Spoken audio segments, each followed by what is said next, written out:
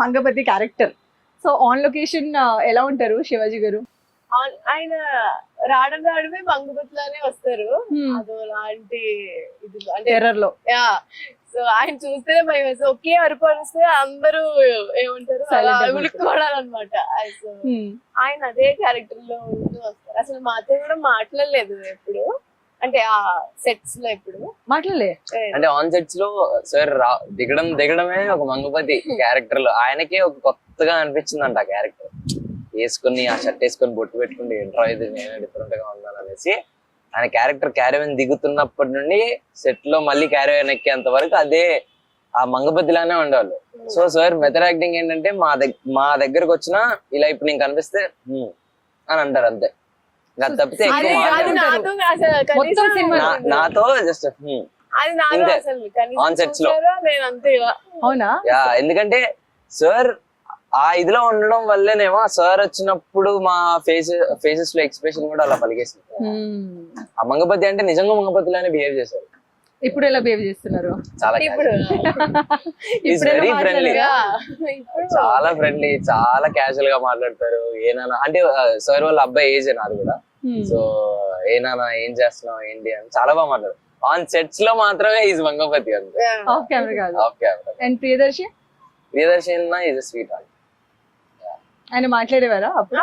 అయ్యో, మేము కోర్ట్ లో ఉన్నంత సేపే సూర్యతేజ చంద్రశేఖర్, బయటికి వెళ్ళిన తర్వాత అన్న తమ్ముళ్ళం.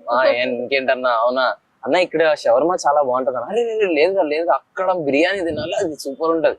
ఇలాంటి టాక్స్ ఉంటాయి, పర్సనల్ టాక్స్. మీదేం మాట్లాడేవారు? నేను అంటే కోర్ట్ లో నేను అంత లేదు కదా, ఓన్లీ 2 days వచ్చా. అప్పుడు వెరీ స్వీట్. ఓకే, అంటే ఏదైనా సజెషన్స్ ఇచ్చారా ఆయన? ఇచ్చారా? చాలా. ఏమన్నారు? అంటే ఈజ్ లైక్ ఒక తమ్ముళ్ళ చెప్పేవాళ్ళు అంతే. అంటే వాట్ షుడ్ అంటే నువ్వు ఎలాంటి పాత్రలు అంటే ఇది చెయ్యి అది చేయొద్దని కాదు, నాకు మంచి చెప్పేవాళ్ళు. అంటే ఒక అన్నయ్య లాగా అతను ఒక గైడెన్స్ తీసుకొని this is what have to, ఇలా ఉంటుంది, ఇలా చెయ్యాలి అనేసి ఒక గైడెన్స్ లాగా అన్నయ్య ఇచ్చాడు. మీకు తెలుసు కదా ఆయన కూడా 10 to 12 years అన్న ఎక్కడి నుండి స్టార్ట్ అయ్యాడు, ఇప్పుడు ఎక్కడ ఉన్నాడు. ఆయన రిపోర్టర్ గా పనిచేసి దాని తర్వాతనే బిగ్ స్క్రీన్ కి వచ్చారు. ఆ జర్నీ చేసుకొచ్చి ఇలాంటి సక్సెస్ చూస్తే ఆ ఫీలింగ్ చాలా వేరు. ఇప్పుడు నేను చూసిన ఈ చిన్న జర్నీయే నాకు చాలా హ్యాపీగా అనిపిస్తుంది. ఇప్పుడు దర్శి అన్న ఒక రిపోర్టర్ లాగా అంటే ఒక కెమెరామ్యాన్ గా వెళ్ళి అందరికంటే ముందెళ్ళి కెమెరా పెట్టుకొని మెయిన్ ఎవరో వస్తే వాళ్ళని పక్క జరిగి ఇవన్నీ చెప్తున్నప్పుడు అనిపిస్తుంది ఓకే మనం గట్టిగా అంటే నేను ఒకటి చెయ్యాలి, అంటే నేను యాజ్ అన్ యాక్టర్ గా నేను ప్రూవ్ అవ్వాలి అనేసి దాని మీద ఒక కన్సిస్టెంట్ తో ఒక డిసిప్లిన్ తో మనం వర్క్ చేస్తే కానీ అది ఖచ్చితంగా ఒక రోజు వస్తుంది.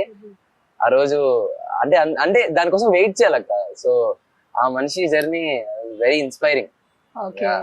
సెట్స్ లో కూడా మేము మాట్లాడుకునేటప్పుడు కూడా చెప్తూ ఉంటాడు, నేను అప్పుడు అలా చేసేటప్పుడు అలా ఉండేరా, ఇప్పుడు ఇలా జరుగుతుంది. సో ఇలా అన్ని